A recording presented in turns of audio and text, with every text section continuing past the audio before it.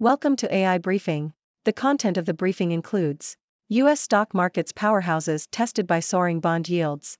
Travel website leaves hoteliers thousands of dollars out of pocket.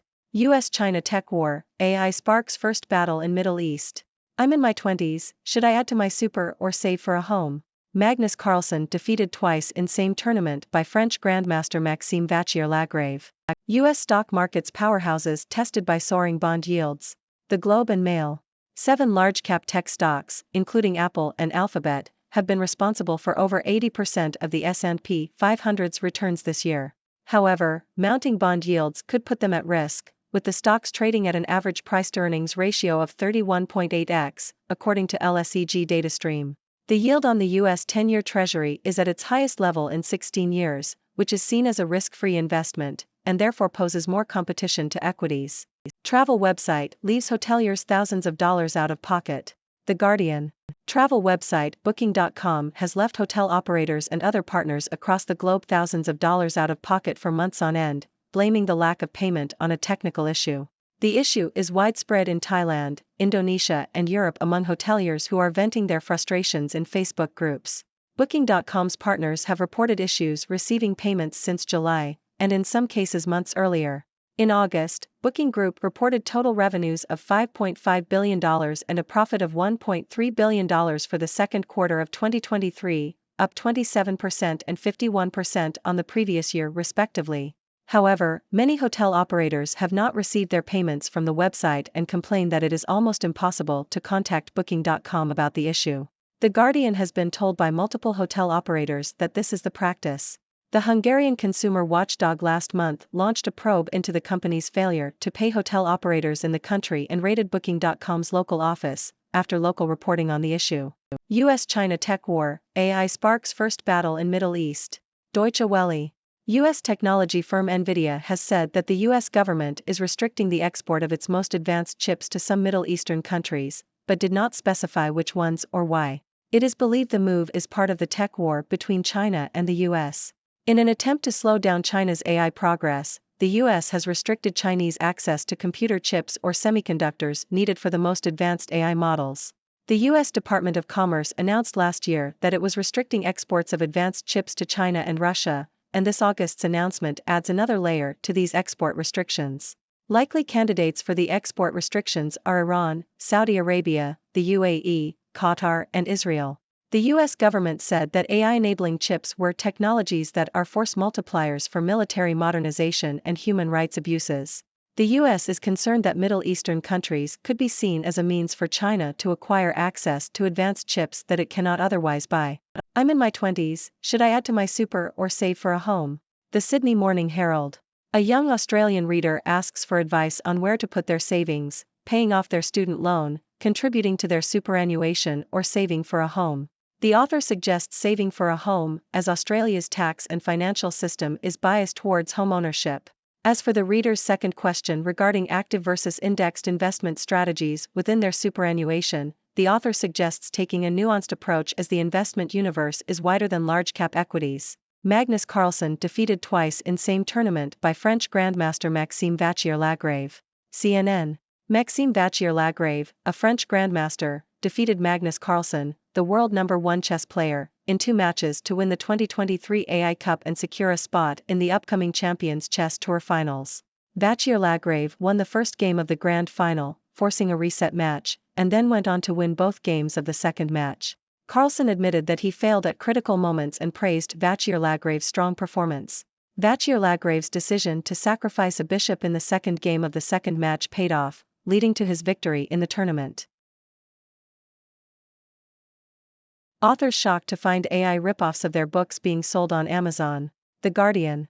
Amazon has been allowing book spam generated by AI to be sold on its platform, according to former BBC technology correspondent Rory Cellan-Jones.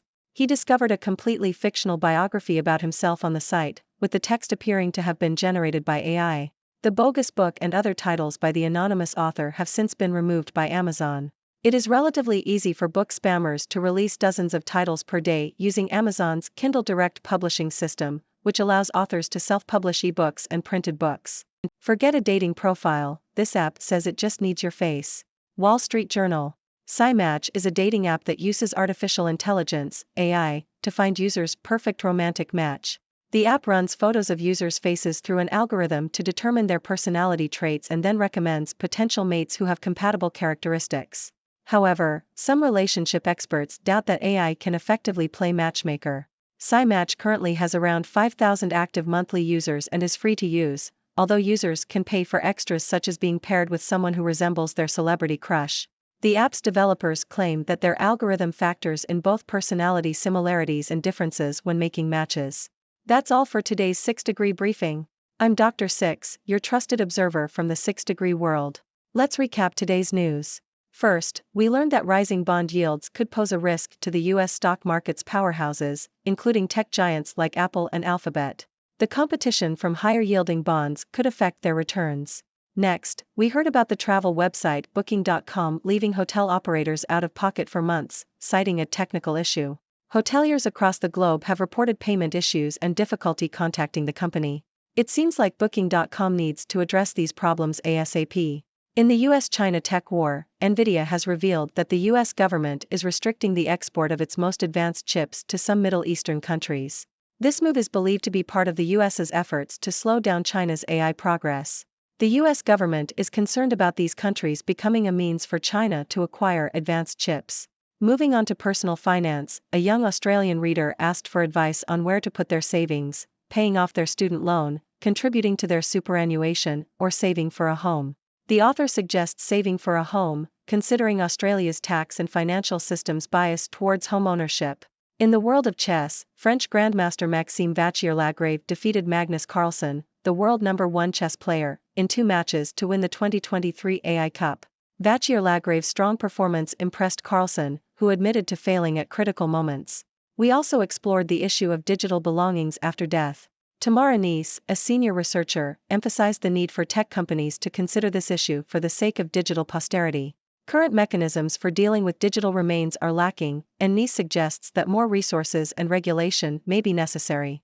Lastly, former BBC technology correspondent Rory Cellan-Jones discovered AI-generated book spam being sold on Amazon. The platform has since removed the bogus books.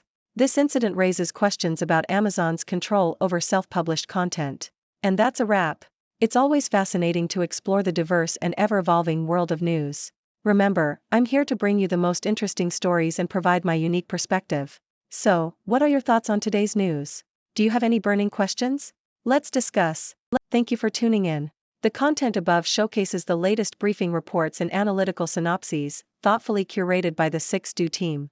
These insights stem from a wide array of reputable media outlets, think tanks, government sources, and specialized experts worldwide. We encourage you to explore these sources for a comprehensive perspective. Keep in mind that while the content may not always align with the official standpoint of 6Do Brief, it's not meant to be taken as absolute directives for decision-making. Comprising seasoned media professionals, learned scholars, and accomplished scientists, the 6Do team embodies a trailblazing, fully independent media entity.